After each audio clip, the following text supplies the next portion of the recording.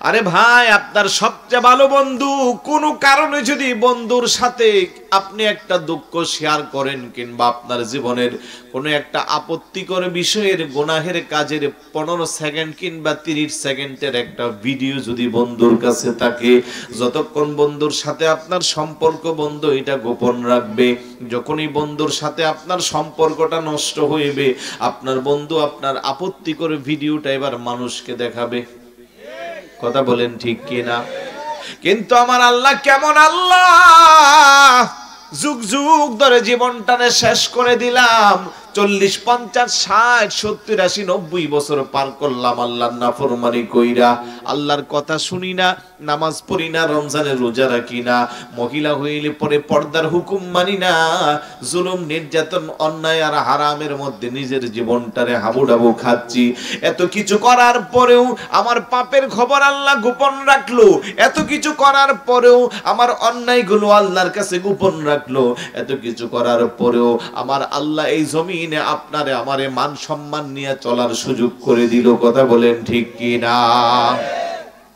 ওই আল্লাহ আমাকে আপনাকে সবকিছু দেখে, এই ধারণা যদি প্রত্যেকটা বান্দার অন্তরে থাকে, গুনাহের কাজ কমবে না বাড়বে? আওয়াজ দেন, কমবে। আপনাদের ঘুম আসছে? কেমন যেন আওয়াজটা ছোট হয়ে গেছে, একটু আওয়াজ দেন বড় করে। 11:30 বাজে, 11:30, রাত বেশি হয়েছে নাকি? 12টার পরেই না অবস্থা একটা দেখা যাবো কি হয়। আপনারা তো এখানে বেশি মানুষ না, আমি তো আল্লাহর রহমতে বাংলাদেশে প্রায় হাজার হাজার 20, 50, 1 লক্ষ মানুষের সামনে কথা বলি। রাতের 2টা, 3টা, 4টা বাজেও মাইক ধরতে হয়, কিন্তু মানুষ কিন্তু তখন দেখি সজাগ, আরো বেশি সচেতন থাকে। আর আপনারা ঘুমাইতেছেন, এই যে ঘুমাইতেছে, এগুলো হয়তো কেউ আমার মামা হবে, নানা হবে, মামা তো ভাই হইব, ঠিক না? মন চাইতেছে একটু যাই সারগাছ বাজার থেকে 1-150 বালিশ নিয়ে আসলে আমি সহ ঘুমাইতাম, সবাই মিললে ঘুমাইলে ভালো হইতো। একটু হাত উপরে উঠান তো, ঘুমাইলে হবে না, আমার কথাগুলো অনেক দামি, এগুলো কোনো বানানো কথা না, তাফসীর শোনাচ্ছি আপনাদেরকে। নারে তাকবীর, নারে রিসালা, নারে গাউসিয়া, আহলে সুন্নাত ওয়াল জামাত। হাত নামান, একটু পরে পরে রেফারেট করতে হবে, বুঝছি? মনোযোগ আছে? তাহলে সব কিছু পৃথিবীর কেউ জানে না, জানে কে? জোরে বলুন কে? আল্লাহ কয় আলামুস সিররা ওয়া আখফা, বান্দা তোর প্রকাশ্যে গোপনে তুই যা কিছু করিস পৃথিবীর কেউ জানে না, একমাত্র আমি জানি। তাফসীরের মধ্যে আসছে অমাবস্যা রজনী, বিশাল বড় একটা পাহাড়, ওই পাহাড়ের মাঝখানে কালো কুচকুচে একটা কালো পাথর, ওই পাথরের মাঝখান দিয়া গভীর রজনীতে ছোট্ট একটা পিপিলিকা যখন হেঁটে যায়, পৃথিবীর কোনো মানুষ তখন সজাগ নাই, সবাই তখন ঘুমা, কিন্তু আমার আল্লাহকে ওই কালো পাথরের মাঝখান দিয়া ছোট পিপিলিকাটা যাওয়ার সময় তার পায়ের যে চিহ্নগুলো পাথরের মধ্যে পড়ে, আমি আল্লাহ আমার কুদরতি চক্ষু দ্বারা তা কিছু দেখতে পাই। সুবহানাল্লাহ। আপনি মনে মনে ভাবতেছেন আমার বাড়ি চন্দ্রপুর মধ্যপাড়া, পাশের গ্রাম মুলক গ্রাম যাইয়া নির্জন গাছতলায় রাতের বেলা বসে গেলাম বন্ধুদের সাথে মোনাজাতে। বন্ধুদের সাথে মোনাজাত মানে বুঝছেননি কি? এই তো বুঝে গেছে, মোনাজাত পার্টি আর কি। মোনাজাতে বসে গেলেন, আপনার স্ত্রী জানে আপনি মাহফিলে গেছেন, আপনার সন্তানরা জানে আপনি মাহফিলে গেছেন। আসলে আপনি গেছেন কই? এটা ভালো না খারাপ? সওয়াব না গুনাহ?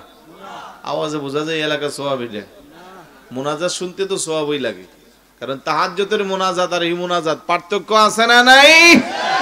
তাহাজ্জুদের বিছানায় মোনাজাতে পড়লে বান্দার চোখের পানি জমিনে লাগলে আল্লাহ বান্দারে ওলি বানায়, আর এই মোনাজাত পার্টির যার অভ্যাস আছে আল্লাহ তারে এক সময় রাস্তার ফকির বানায়। কথা কোন?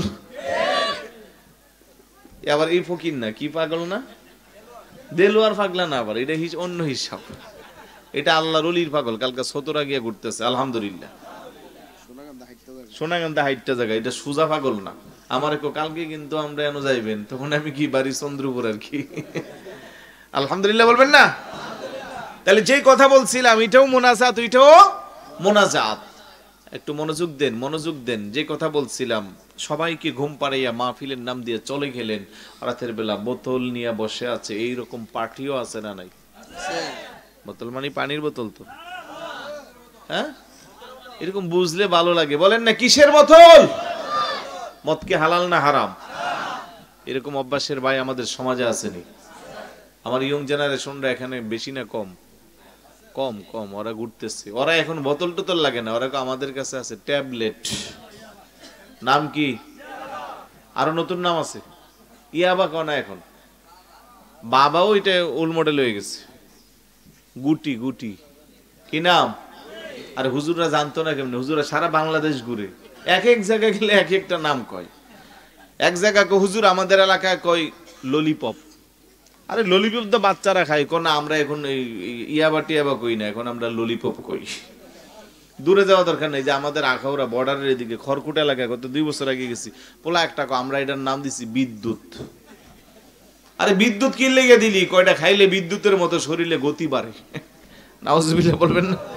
আর একটু জোরে বলুন না নাউজুবিল্লাহ। এই স্বভাবের, এই চরিত্রের যুবক যুবতী আমাদের সমাজে আছে না নাই? আপনি যেখানে যেই প্রান্তে যেইভাবে গোপনে ওপেনে যা কিছু করেন, আপনার আপনজন কেউ না জানলেও একজন জানে, তিনি কে?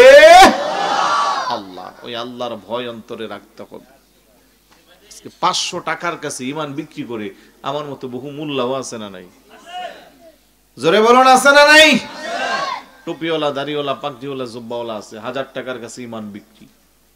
কিন্তু ইমাম হুসাইন রাদিয়াল্লাহু তাআলা, আজকের মাহফিলটা আহলে বাইতের স্মরণে, আহলে বাইতের অন্যতম সদস্য, সাইয়্যিদুশ শুহাদা, শহীদে দস্তে কারবালা, ইমাম আলী মাকাম ইমাম হুসাইন রাদিয়াল্লাহু তাআলা। সেদিন কারবালার জমিনে ইয়াজিদ প্রস্তাব করেছিল, আপনি যদি এই পথ থেকে সরে এই পথে আসেন, আপনাকে এলাকার রাজা বানিয়ে দেওয়া হবে। কিন্তু ইমাম হুসাইন রাদিয়াল্লাহু তাআলা বলছে, না, আমি আমার নানা জানের রেখে যাওয়া পথ আর মত থেকে দূরে সরে ঈমান বিক্রি করতে পারবো। উনি হাত দিলে ওই হাতের মধ্যে টাকার বান্ডেল আসতো, হাত না দিয়ে দিছে গর্দান। কথা বলেন?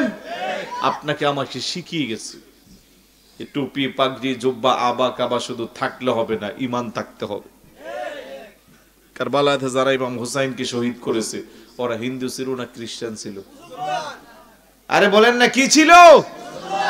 ওরা মুসলমান ছিল।